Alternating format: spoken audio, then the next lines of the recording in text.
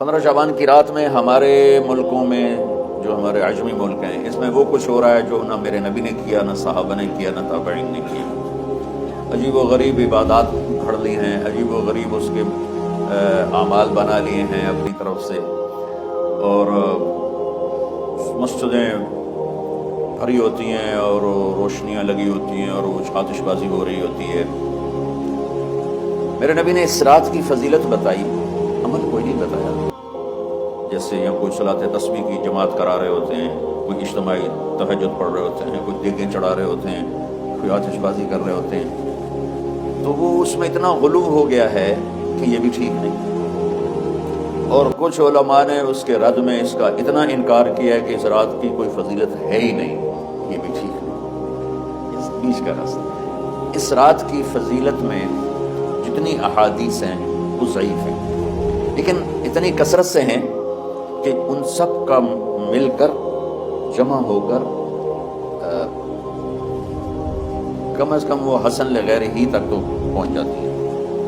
اور ابن عثیمین رحمۃ اللہ علیہ نے بھی یہ لکھا ہے کہ زیادہ سے زیادہ ان احادیث کے مجموعے سے، چونکہ اگرچہ ضعیف ہیں لیکن کافی زیادہ ہیں، تو وہ حسن لغیر ہی تک پہنچ جاتی ہے۔ تو حسن لغیر ہی سے کوئی عمل ثابت نہیں ہوتا، عمل ثابت ہوتا ہے صحیح حدیث کے سے۔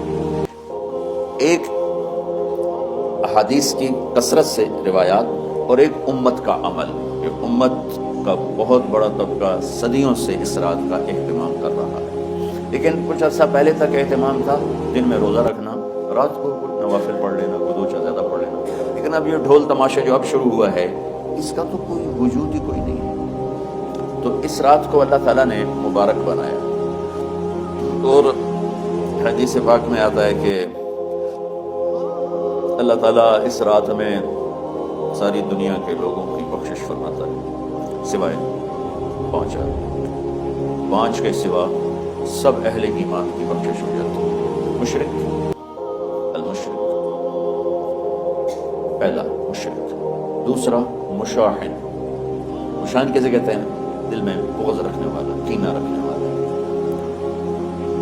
تیسرا مسبل ازارہ، اپنے پاجامے شلوار چادر کو ٹخنوں سے نیچے تک لے جانے والا، لیکن ایک شرط کے ساتھ کہ وہ تکبر کی وجہ سے، سستی کی وجہ سے ہے، غفلت کی وجہ سے ہے۔ کیونکہ جب آپ نے ایک مرتبہ اس کے بارے میں بات کی تو حضرت ابوبکر صدیق نے کہا یا رسول اللہ، میری چادر، عرب چادر باندھتے تھے جیسے ہمارے پنجاب کا لباس چادر تھا، اب وہ کم ہو گئے، ہماری تو بزرگ عورتیں بھی اور مرد بھی سب چادر باندھتے تھے، شلوار تو کسی کو پتہ ہی نہیں ہوتا تھا ہمارے بچپن میں۔ یہ تو پھر آہستہ آہستہ جب تعلیم آئی تو شلوار دیہاتوں میں بھی اور شہروں میں عام ہو گئی۔ تو اگر وہ اس لیے لٹکا رہا ہے کہ طبیعت میں تکبر ہے، پھر اس وعید کا وہ حقدار ہے۔ اگر ویسے اس کی نیچے جا رہی ہے تو میرا مالک ایسا، وہ تو ہے ہی رحیم و کریم، ہے ہی رحیم و کریم، ہے ہی رحیم و کریم۔ صرف شلوار نیچے لٹکانے سے وہ اتنی شدید سزا دے، اگر اس کے پیچھے تکبر ہے، پھر ہے یہ تکبر نہیں ہے تو انشاءاللہ وہ اس سے معفو ہوگا۔ تو اپنی چادر کو لٹکانے والا، لیکن بشرط تکبر۔ کتنے ہو گئے؟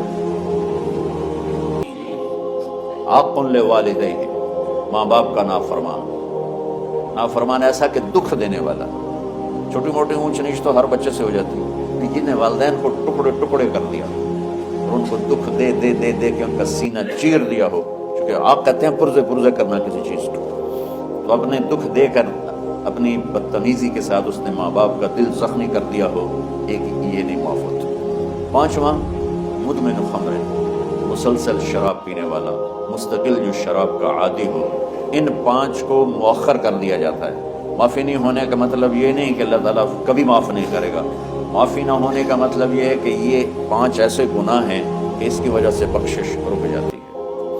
اگر وہ شرک سے نکل آئے، وہ کینہ سے نکل آئے، وہ تکبر سے نکل آئے، وہ والدین کی نافرمانی سے نکل آئے، شراب چھوڑ دے، تو ان کی بھی بخشش ہو جاتی ہے۔ جب کوئی توبہ کرے گا فوراً بخشش ہو جائے گی۔ نہ 15 شعبان کی ضرورت ہے، نہ لیلۃ القدر کی ضرورت ہے، نہ بیت اللہ جانے کے ساتھ توبہ کی شرط ہے۔